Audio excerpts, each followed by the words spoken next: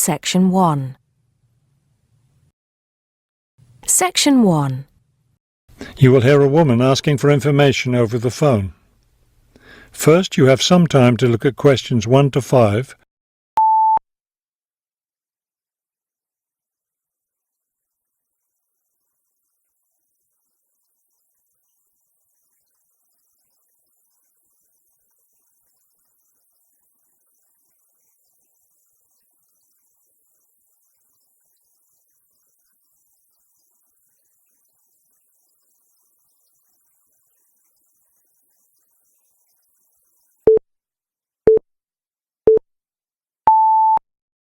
Now we shall begin.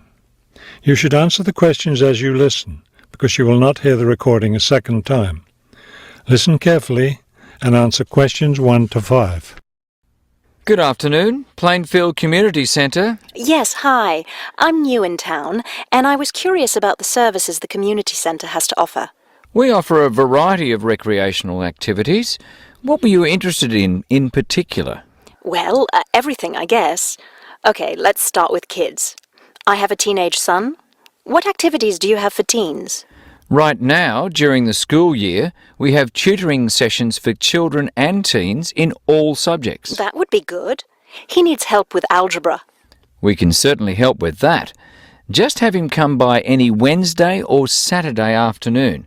That's when the tutoring sessions are scheduled. Fantastic! What about sports? Do you have sports activities for teens? We have tennis lessons on Sunday mornings for teens and Sunday afternoon for adults. I don't think my son would like that, but my husband might. For myself, I'd be more interested in yoga. Do you offer yoga classes? We do. Our yoga classes take place on Tuesday and Thursday evenings. We divide it up into several groups, so there's one class for younger children, one for teens, and one for adults. Really? I doubt my husband and son would be interested, but I'd like to sign up for yoga. I also like reading. Do you have any book clubs? We have one just about to start. The first meeting will be next Friday morning. It will focus on early 20th century novels. Too bad it's Friday morning. I think my son would enjoy it, but of course he's in school at that time. Well, actually, that book club is for adults only. We may start one up for teens next summer, but we have nothing for that age group right now. Oh well, I suppose he has enough to keep him busy for now. Now, what about fees? Do these classes and activities cost anything?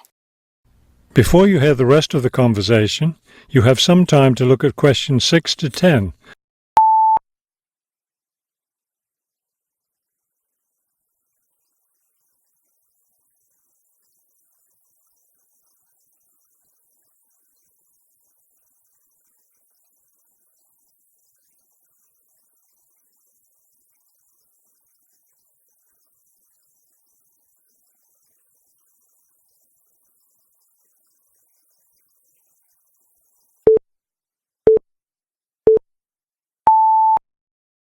Now listen and answer questions 6 to 10.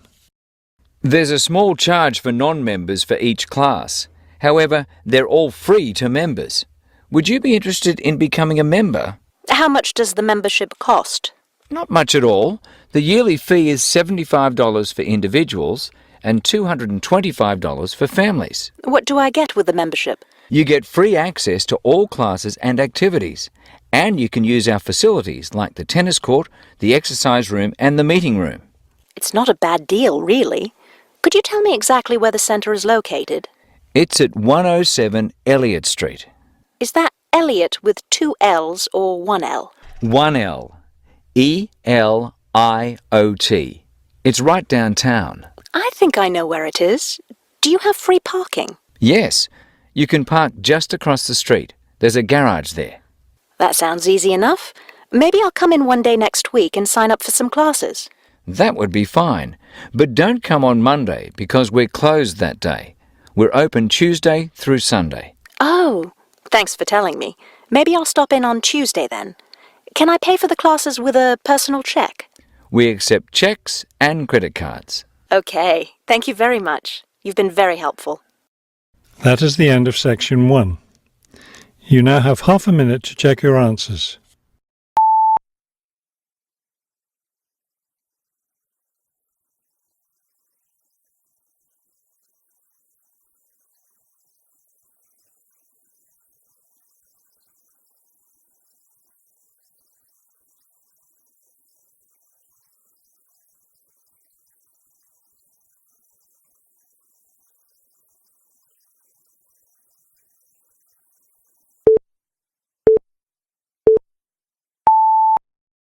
Section 2.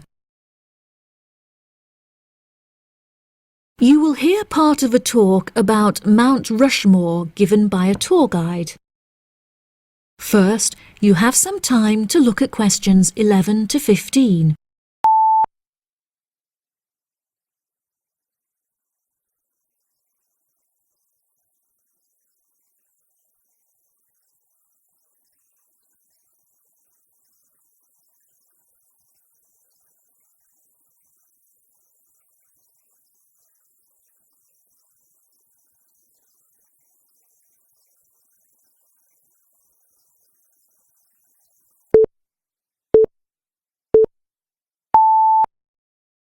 Now listen carefully and answer questions 11 to 15.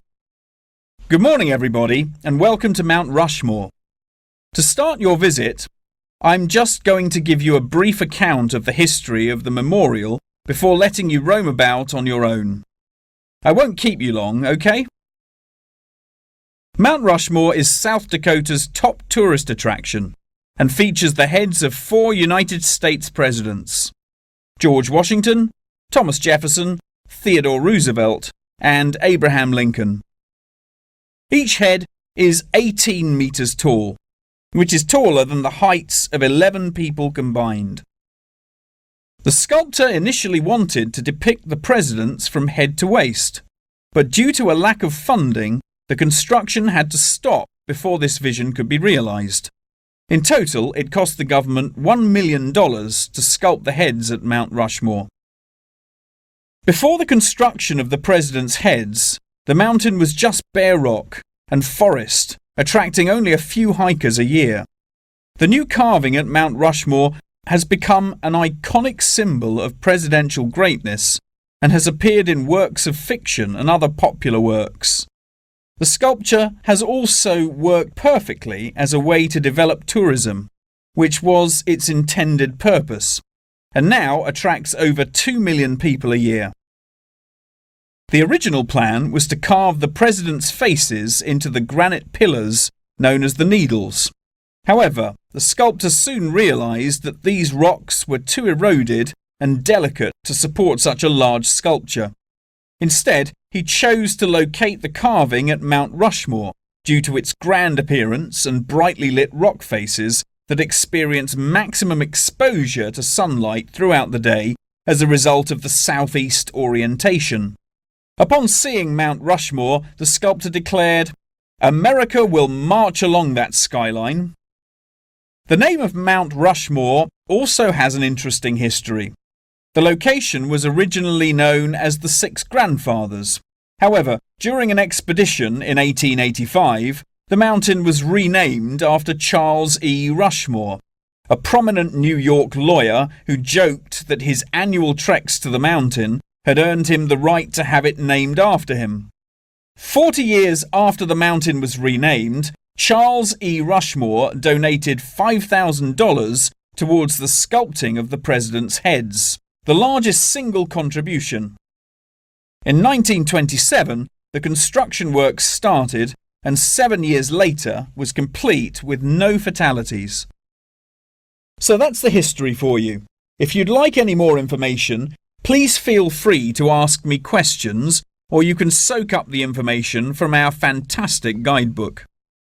Before you hear the rest of the talk, you have some time to look at questions 16 to 20.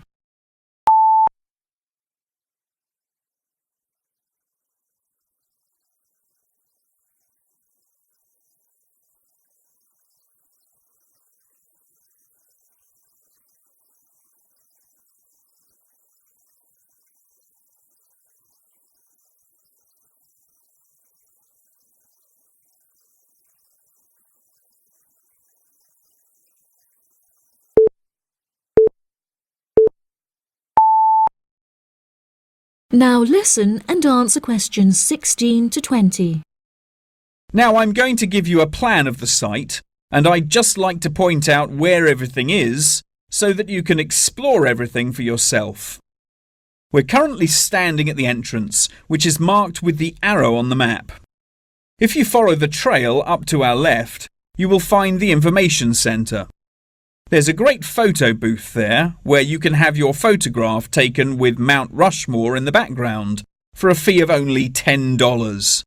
What a great souvenir! In front of us is the refreshment centre, where you can help yourselves to coffee, locally grown tea, and a delicious selection of cold drinks and biscuits. Be sure to stay hydrated as it can get really hot up here. To our right, not far up the trail, is the gift shop.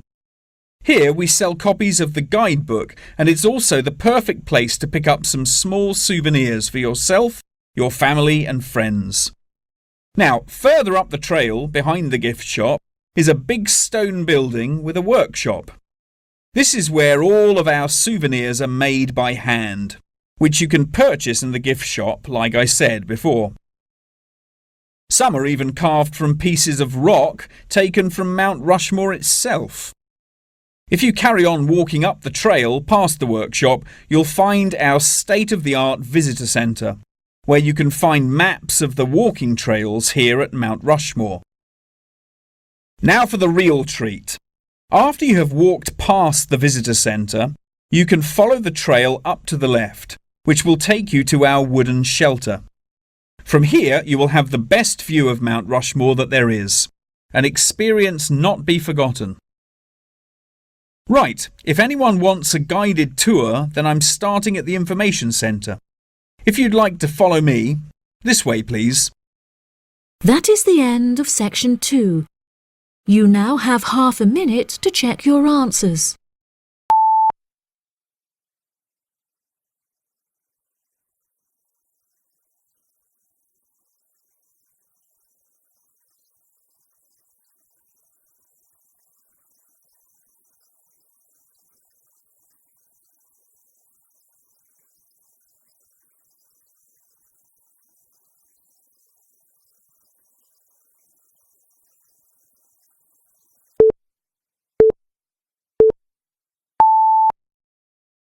Section 3.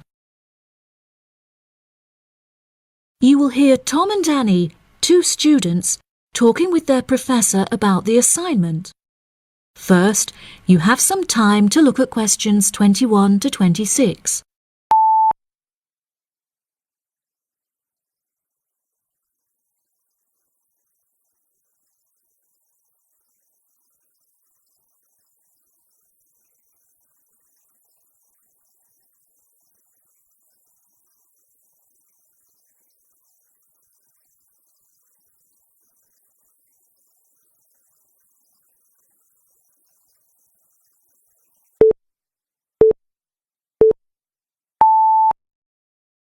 Now listen carefully and answer questions 21 to 26. Professor Tomlinson, may Annie and I please quickly ask you a few questions about the reflective journal assignment? It's just that we're a bit confused as to what you want us to include and discuss. Yes, of course.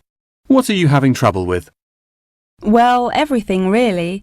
To start with, what should be included first in the reflective journal? Perhaps suggestions from others? No. Firstly, you should include the study goals you set yourself at the beginning of the module.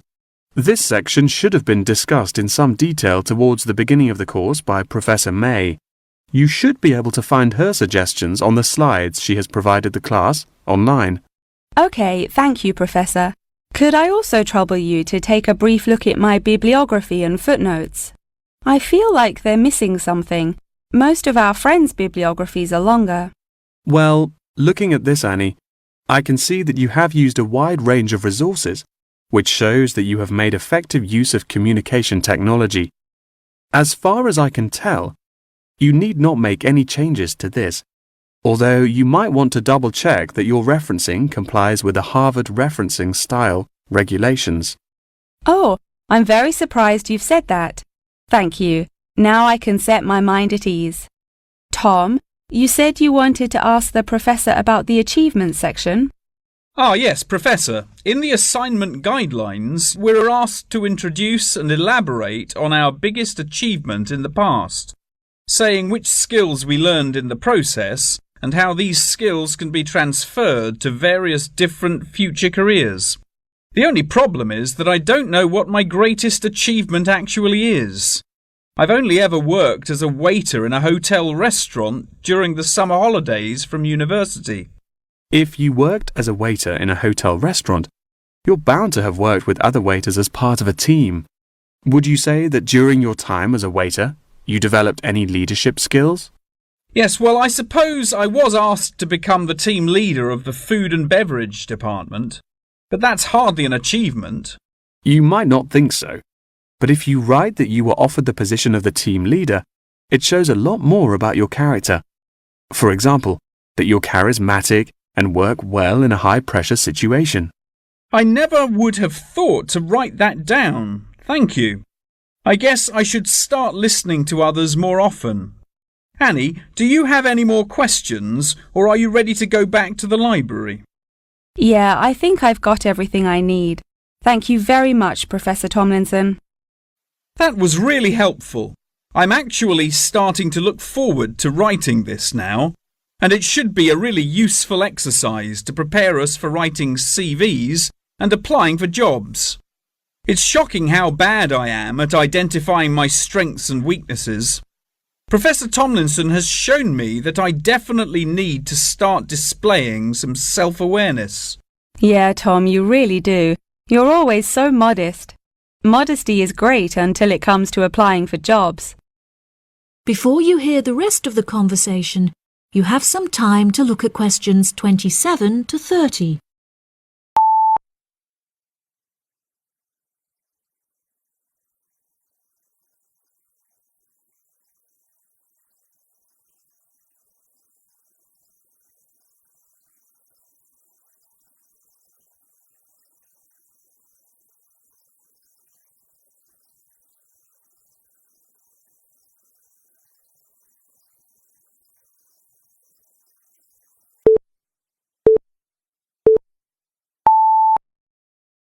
Now listen and answer questions 27 to 30. Oh no! I forgot to ask the professor about the section on identifying the skills gained through different activities. Do you remember? When it asks you, for example, whether writing an essay develops your study skills or your independent learning and so on. Oh goodness, we really should have asked him that. I've been having trouble with it too. It just seems like such a pointless task. What do you reckon the answers are? I think writing an essay might be a way of identifying and resolving a problem, because you have to state the problem in the introduction and then solve it. I'm not so sure about taking exams. I thought they were supposed to develop lots of different skill sets. If I really had to choose, I'd say that taking exams enables you to become more confident in yourself. Do you agree? Maybe. I really don't know either. What do you think about the last two? Making class notes and presentation notes? Oh, it's so difficult. I think making class notes has to be a way of becoming a more independent learner, because you yourself decide what the important information is and learn it. That reminds me, I find taking presentation notes is a disaster. The professors speak much too quickly, and I write much too slowly. That is the end of section 3. You now have half a minute to check your answers.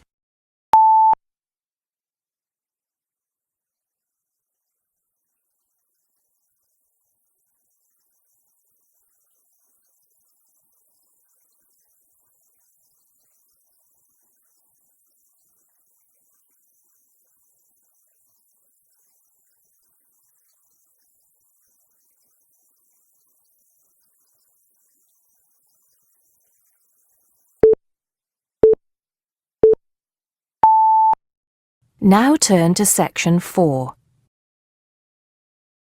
Section 4. You'll hear a talk given by a foreign correspondent. Now look at questions 31 to 37.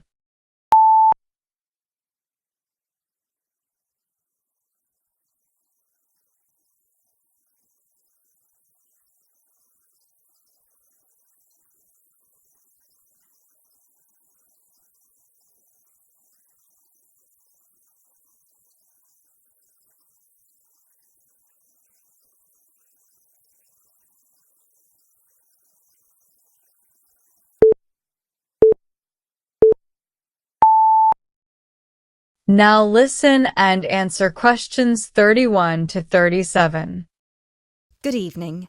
As I assume most of you are already aware, I have been asked to come here and talk to you, essentially give you a quick overview of the life of a foreign correspondent, along with a few tips on how to become a successful international reporter yourself, should this be a career choice you elect to pursue. So let me start by this. Don't become a foreign correspondent, at least not due to the romantic notions that come attached to this job, or what you've seen in the movies. Being a foreign correspondent does not mean exotic adventures. It doesn't mean finding yourself at the heart of the action and putting yourself in danger to inform the world. Let me just tell you this. 80 journalists are killed each year in the line of duty. Many more find themselves in prison or are attacked. You need to think hard. Is this the sort of career I want? Is this the kind of reporting I'm interested in? And only after you've carefully considered all the pros and cons should you decide. But let's focus on those of you who believe that, yes, you've got what it takes to be a foreign correspondent, and this is definitely why you decided to study journalism here. You're all third-year students, which means I don't need to waste my time telling you the basics. Of course, you need to read a lot. Books, novels, newspapers, blogs, and of course you need to be acceptably proficient in various media skills. But what is it that's going to separate you from normal journalists and reporters? There are 4 things that'll make you different. The first thing is your experience of the world. You can't call yourself an international reporter unless you've been around and seen different places and different cultures. Seize every opportunity to visit other countries, meet people from around the world. It doesn't matter if it's business or leisure, just hop onto a plane and go everywhere. This will expand your horizons and sharpen your mind, something that, as a foreign correspondent, will help you understand better the culture of the country you'll be covering. And speaking of culture, this is a term you need to make sure you fully understand. What's culture? What makes a country's culture? Explore the culture of the country you're interested in. The music, the literature, the religion. Are there any cultural practices or conflicts you need to be aware of? Are there any tensions within the country? Why? The most important element of culture, of course, is the language. Do yourself a favour, whether you're planning to become a foreign correspondent or not. Learn a foreign language. So many of us are culpable for just sticking to just English, and while English is a very important language in the world, it would be foolish to think it's the only one. Pick a language whose sound you enjoy, a language you find interesting. Trust me, your future CV will thank you for it. And finally, history. Don't expect to be given a job as a foreign correspondent if you don't know anything about your target country's history. No piece of news is disconnected from the past. The whole world tells a story, and your coverage will suffer if you attempt to arrive in the middle with no reference to or understanding of what came before. The hows and whys always lurk in the past. Seek them. Now look at questions 38 to 40.